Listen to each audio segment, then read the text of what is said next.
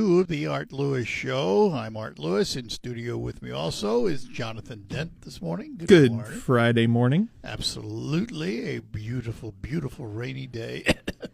Getting tired of those. I don't mind this weather every so often. It's nice to just have a break, Well, but the key is every so often. every so often, yeah. Not every day, every so often. It's an open hour, whatever you'd like to chat about. 989-752-6111 is the number to call, and we'll put you on. And we're going to do that right now. We're going to start with Carl in Saginaw. Here we go. Good morning, Carl. Good morning, Art and Jonathan. Art, you had a caller a few days ago saying, we've had this problem with Iran going back 50 years, and Trump is the only president who's had the courage to finally do something about it. But what about Trump's first term?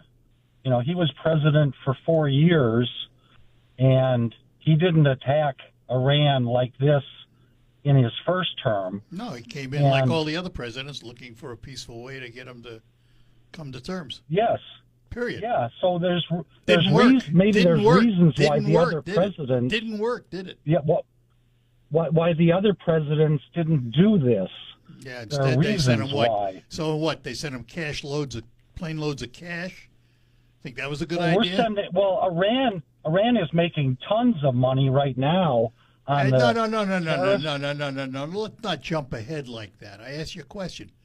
You think it was right for Obama and those folks to send plane loads of cash to Iran? Is that how they negotiated? Billions of dollars in U.S. currency on an airplane? Yes. Well, that was actually Iran's money. Okay. It was money that had been frozen in U.S. banks. It was Iran's money. They thought that would help as a negotiating tactic. How did it work? They thought it would help. How did it work? It didn't work. Yeah, you got it. How is it working now? Well, probably better than it did then. It's not over yet. Really? Yeah, really. Well, okay. Well, Art, we've talked about unintended consequences from things.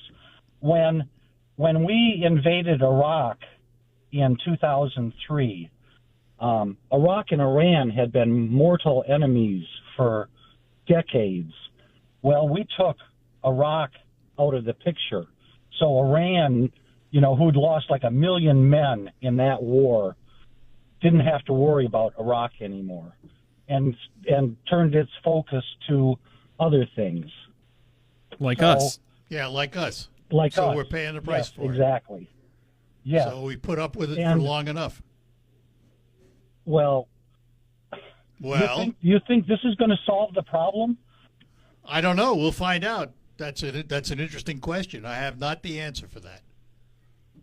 Well, what do you think, Jonathan? I think it's more decisive than we've been for the longest time. They've obviously not really been all that responsive to attempts at peaceful negotiation, even when, like you pointed out, Trump's first term, he went to the table and he tried to talk to him. Didn't work, and it hasn't worked for the past 8 years, so time's up. And then they negotiated something and violated it right away. Yep. So time will tell. All right. Well, I wouldn't put real high hopes in. No, you wouldn't. Other people would. I mean, I understand. You don't like Trump. Well, I got that. If this had been Biden that had done it, what would you have said? Oh, I would have said it was just hunky-dory. Yeah. It just... All right. So, good enough. Okay. Take care. All right. Bye-bye Thanks, now. Art. Bay City is where we find Rachel this morning. Good morning. Morning, Rachel. Oh, shoot. Yeah. Can you hear me? I got you. Oh, gosh. I hit a button on my phone. I'm sorry. I wanted to revisit the Chadwick Green and Tenney, I'm blanking on his first name. Jason Tunney and Chadwick Green, right? Honey, yeah. And Ali Schledge. Can't forget her. She's the libertarian. She is in the race. She was not at the debate. No, and that was a mistake. They should have had her It there. was a mistake.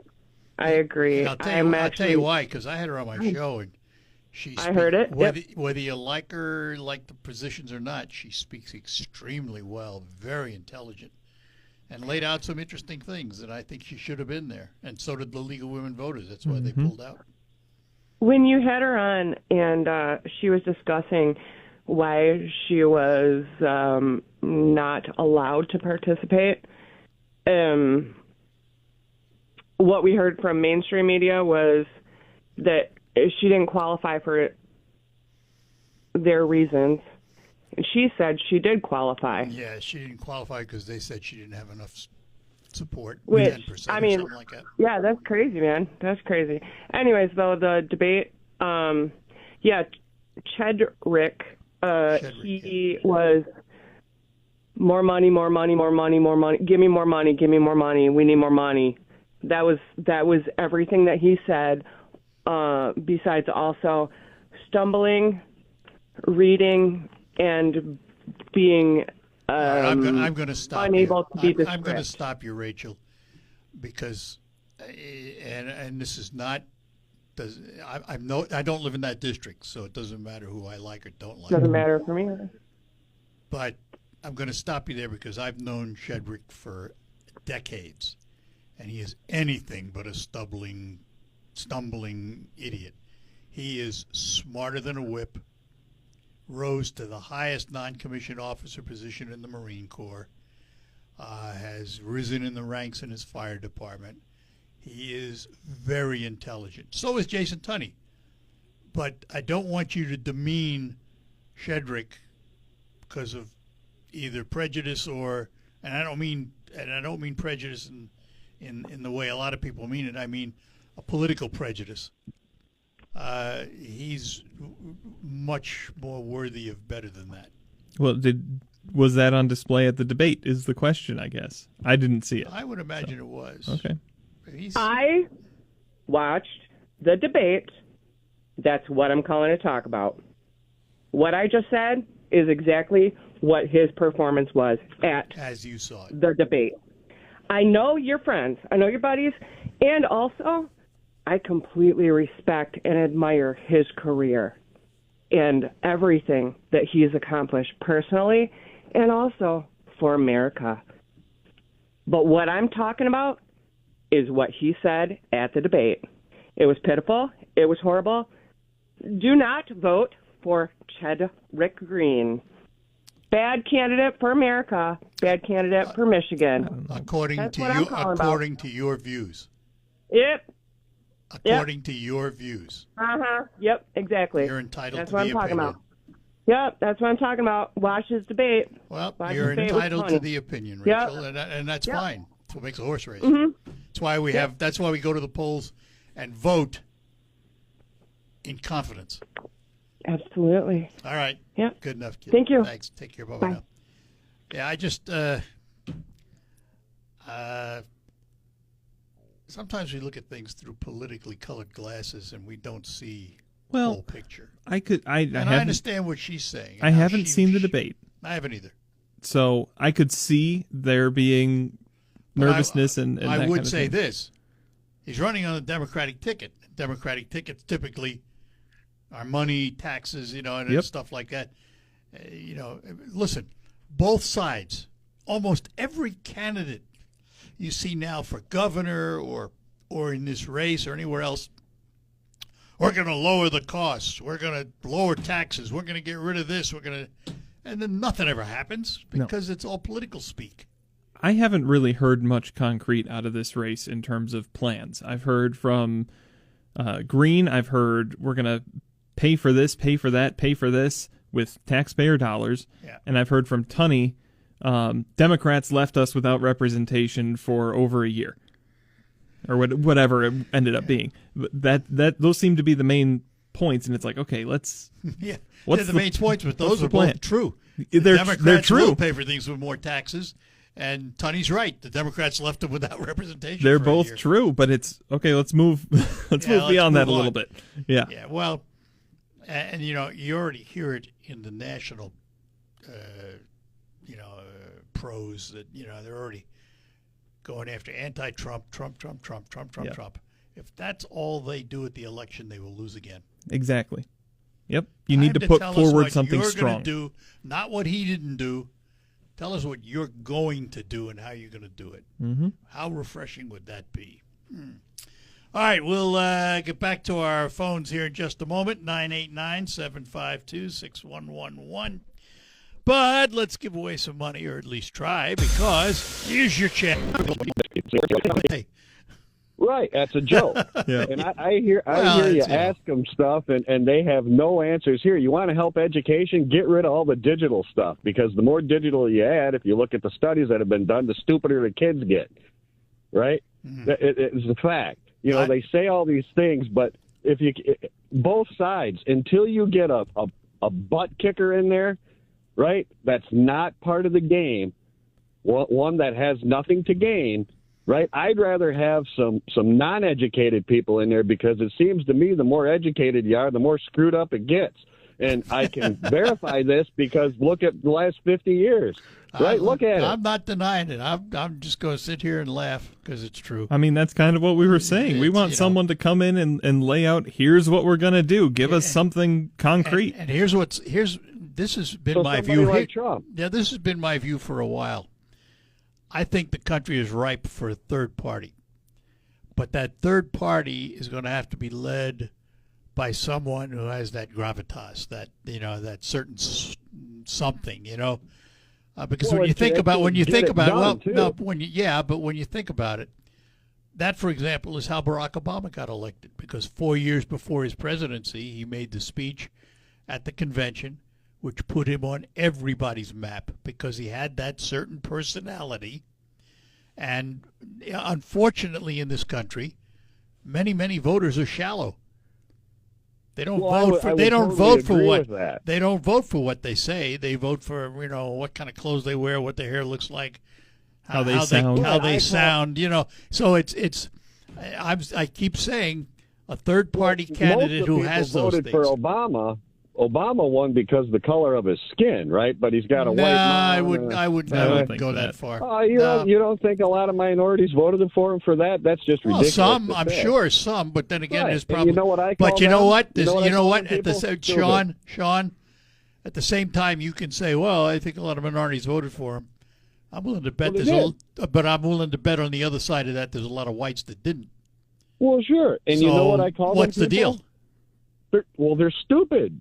They're soft, stupid people. That's what we're full of here in America. We're so soft in this country. We're so entitled, all you people out there, that you have no idea how good you have it, and you have no idea what real work and real butt kicking takes to make things happen. Oh, yeah, I'll agree with that. To me. I'll agree with that. It's hilarious. Yeah. And you get all these candidates that come on every 2 or 3 years, and they all say the same thing over and over again. It's a joke.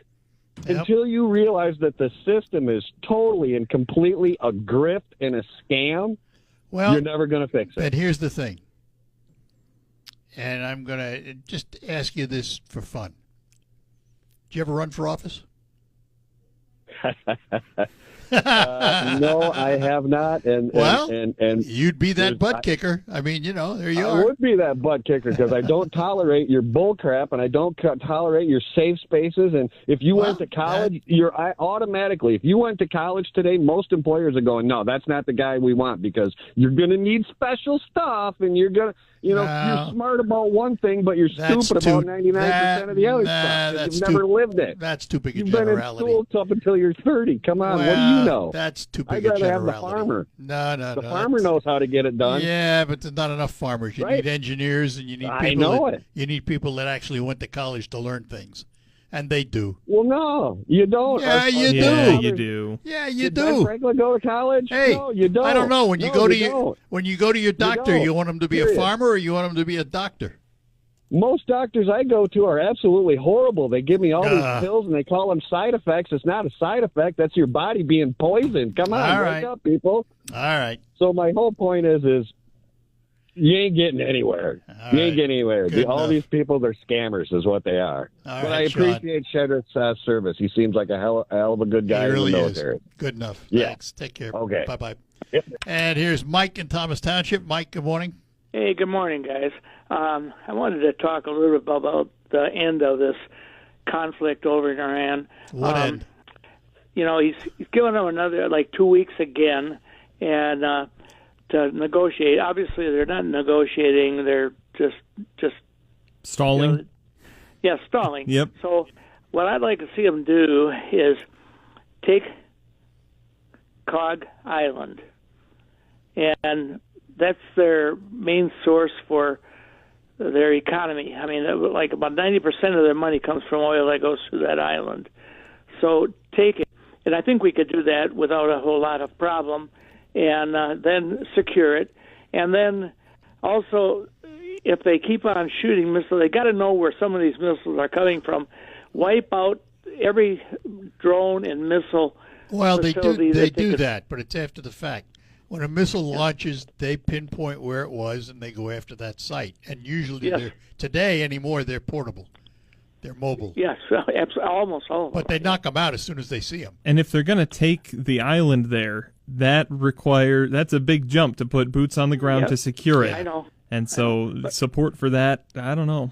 I don't think well, we did have some when they rescued the that's different, though. Man. That's different. Yeah, well, I understand. You know, but they. So we have to do that, and I mean I've always promoted not having boots on the ground, but I think we have to take that. We have to end this thing. We end it. We can't keep on putzing around, and they got to knock out as much as they can, and then. All right. Well, we'll see what happens. Yeah. Well. All right. God bless them. Take care. Bye now. Bye now. All right, Fred, hang on. We'll get to you after the break here on WSGW. Service. It's hard to find.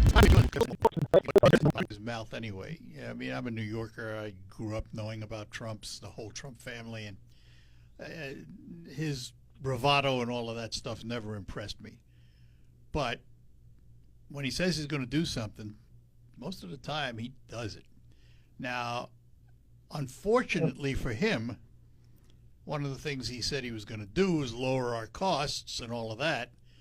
And, you know, we vote our pocketbooks. People go to the grocery store. That's what they measure things on. I'm going to put an asterisk on what you said, Art. Yeah. With when he says he's going to do something, he's going to do it. I think there are times where he says he's going to do something that he knows he can't, but he can make a show of trying to do it. And look, I tried to fulfill it.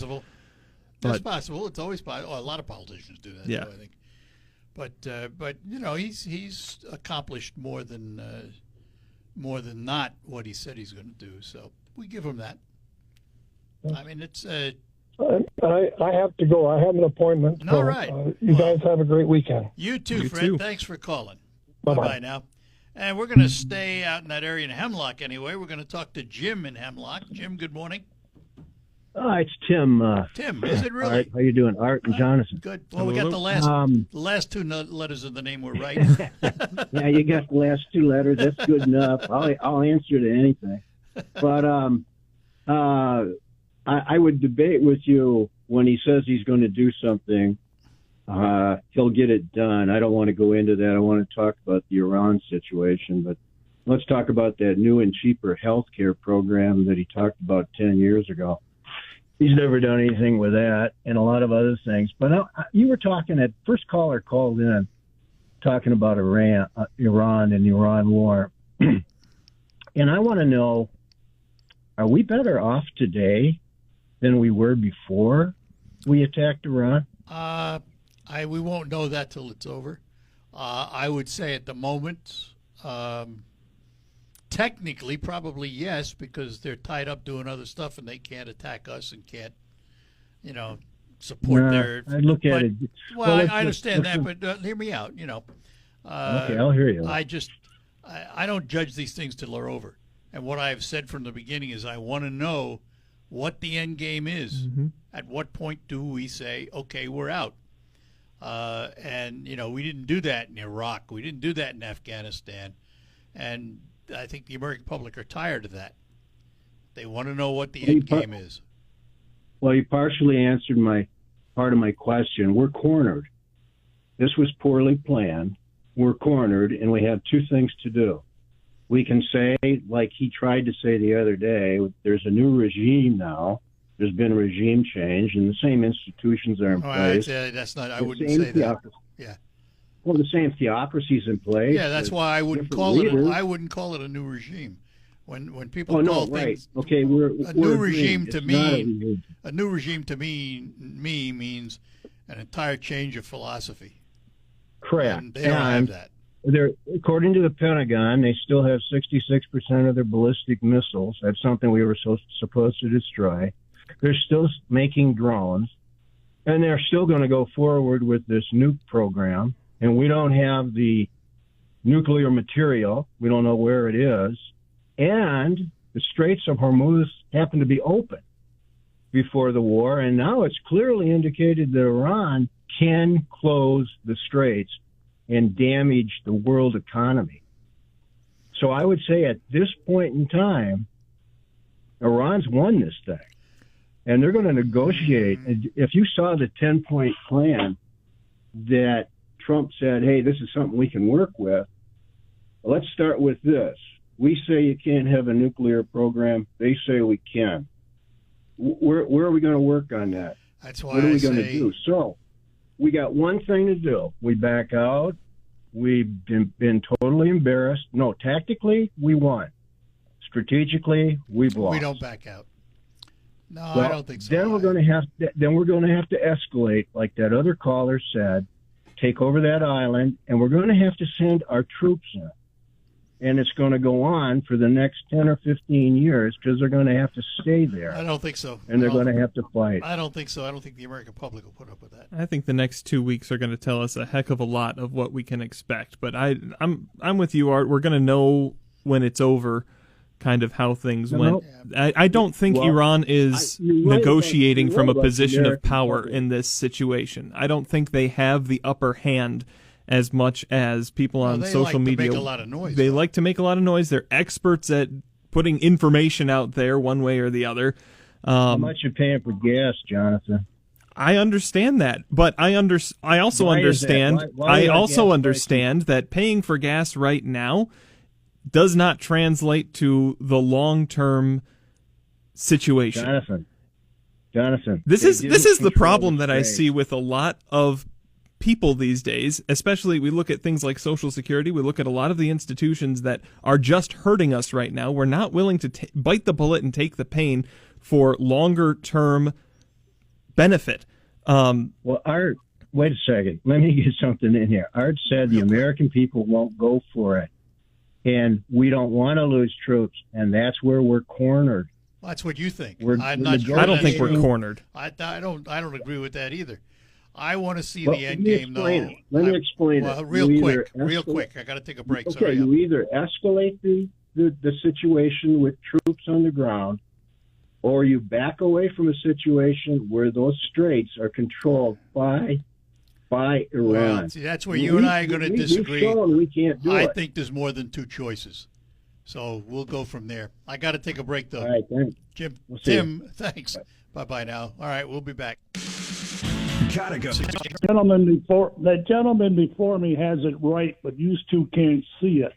Okay. So if Trump goes out, takes out the power in the water systems, and people start dying in Iran, and 90 million die, you'll be happy about that, right? It's not what we're saying. That's not what we said at all. Don't put words in our mouth that way. Well, he's going to do that. He's going to do that. How do you know he's going to do that? He said he was going to do it. Don't give me this crap about he doesn't do what he says either. So, but the other thing is, tell me, you're Jewish, right? Yep. Who does the Jews believe they own all of Israel, or that's their land? According to the people that gave them that land in 1948, yeah. And historically, they've been there. So if you killed all the Palestinians, that'd be okay, right? No, that wouldn't be any. Listen, I have said, like I said, stop putting words in my mouth. Now, I have said on this show many, many times, I believe there should be a Palestinian state. They should have a right to their own future, And I believe that would go a long way to ease some of the pressures in that area. But the problem is that's not what Netanyahu wants to do. I'd agree with that. I don't think Israel would go for that, but They're not. Well, they're not. They said they won't. But you can't attribute that motivation to other people. You can't come on to Art and say, "Well, you must agree with this person." I agree with that statement, but the facts are that that's what they're trying to do is take over all of Israel. I mean, they took the West Bank and they put all those settlements in. No, they already have all of Israel. They're trying. You're saying they're trying to take over Pakistan. Not Pakistan. Palestine. Palestine. Duh. Yeah, well, Gaza, they why wouldn't they have already made that a state for the Palestinians? They'd have probably never had the war. But when you don't let them do it, that's what happens. So. Well, I'm not disagreeing with that. You got your opinions, I know, but yep, that's what makes a horse race. You're going to see this man is not qualified to be president. He's also partly mentally ill too. So you're welcome to your opinion. Yep. All right. Take care. Bye bye now. Susan in Bay City from a different view. Susan, good morning. Laughable. I'm going to do the Trump weave. I want to kind of go back and forth here because I've been listening to the callers for quite a while and making a couple of quick notes. Number one, on the Chedrick Green and Tooney debate there, Chedrick wants to give. He started off with giving free breakfasts and lunch for every public school child. There's no such thing as a free lunch, and I don't think the seniors and the people and the taxpayers can afford it. So I'll say right then and there, Tooney won that one with me. And then I wanted to say to the gentleman, I think Sanford or something like that, he was complaining about the war going on and on. Vietnam lasted 16 years. We're not even into this for a couple of months. Yeah, but just a minute. How did Vietnam end? Yeah, well, see, that's... Wasn't very good, was it? We have to give them, but 16 years versus a couple months. No, but Vietnam is a lesson on what happens if you don't decisively take action. Don't go in for 16 years. That was a lesson. Yeah. Try to do what you can is in the shortest period of time. And Iraq and Afghanistan were lessons too. I mean, it's. Yeah, and we would have been out of there okay if that brain dead president we had didn't leave $85 billion worth of equipment and take out the military first. And then I wanted to say that the other thing was our gas prices are high. I mean, I filled up 12 gallons or something yesterday. And it was basically $50. But it would really been nice if Governor Whitmer wouldn't have put the 50-plus cents on as soon as Trump got our gas prices down. And through this ordeal that we're going through this conflict. Okay, I'm going to stop you. I'm going to stop 20 you. cents. I'm going to stop you because the governor didn't put that on. The legislature did. And it's 20 cents, and as gas prices go up, it actually becomes cheaper to pay 20 cents than it does to pay 6%. So we're paying less for gas right now than if we were still paying 6%. Yeah, so we're going to correct. Well, I got the fact. Well, I got the article somewhere on my phone where it was 52 well, that was an old proposal, and that's total taxes, not just hers. I got to go because I'm out of time. All right, Susan, we'll talk again. Bye-bye. David, sorry we're not going to get to you. We take our last break here and go up to the news. Jonathan, thank you for being with us. Thank you. As always. And coming up, CBS News and the local report with Michael Percha. Then we'll learn about crystal clear hearing. All coming up. Hey, it's Charlie Rood here.